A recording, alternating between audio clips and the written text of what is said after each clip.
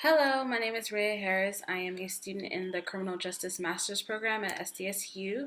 I also went to SDSU for undergrad, where I got a bachelor's degree in psychology and criminal justice. I also did the counseling and social change minor, so I'm a little bit familiar with multiculturalism and what that means for counseling.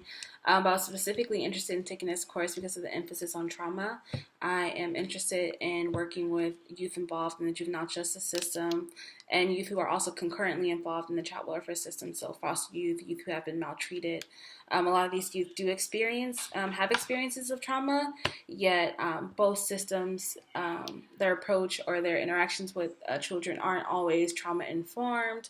And so I think it's something that's just very important that trauma informed practices be implemented, given the population and what their experiences are. And so I'm really interested in learning more about how to do that, and just training or approaches and interventions that are used, and also how are they not used, and how can we create a more widespread focus on making sure that all systems and behavioral health services are trauma informed. The SAMHSA tip reading I thought was very interesting. It provided a great overview of trauma, so just the different kinds of trauma that people can experience, how it can affect people. It talked about the ACEs screening, which I thought was very interesting.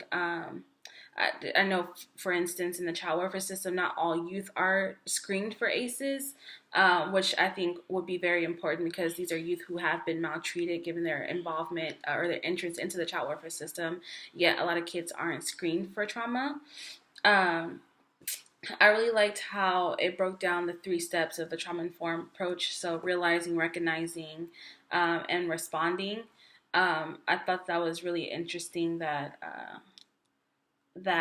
it had a heavy emphasis on make sure that these service providers, realize that this population has been traumatized, recognize how the trauma is affecting them, and then responding in a way that prevents the re-traumatization of whoever they are serving.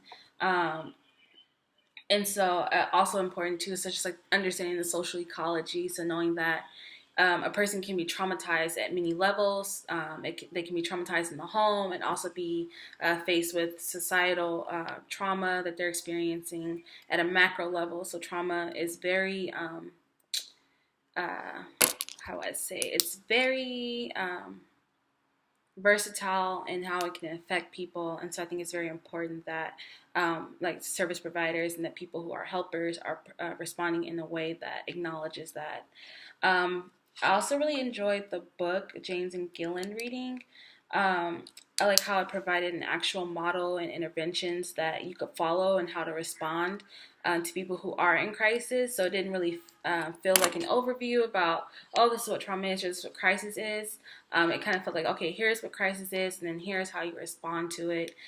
Here are some of the approaches that you can take. Here are some of the things that we emphasize. I really like the emphasis on multiculturalism that was in our quizzes. It's just making sure that you're aware of someone's social location and how a situation can be affecting them differently just based off their age or gender, race, their culture, background, and knowing that as a helper or a counselor that it's important to be aware of those things as you interact with and try to help others. The Herman Reason, Trauma and Recovery, I thought it had an interesting take that was definitely different from the other readings. It looked at trauma from more of a historical context and how it came to be with Freud, and how there were all these political movements and things or the social context of certain times, the influence, the understanding of trauma, and for instance hysteria and stuff like that. I thought it was a really interesting read. I do think that the social context is really important because given the time, things will become more important to people at different times. Like in World War, there was a heavy emphasis on PTSD, and now we have this great understanding. There's a lot of research on PTSD, so I do think that political movement is important to be able to continue to be pushed to want to understand trauma and how to incorporate it. I think I went over. So I'm really excited to be in this course. I look forward to this semester, and I look forward to meeting all my classmates in this class. Thank you.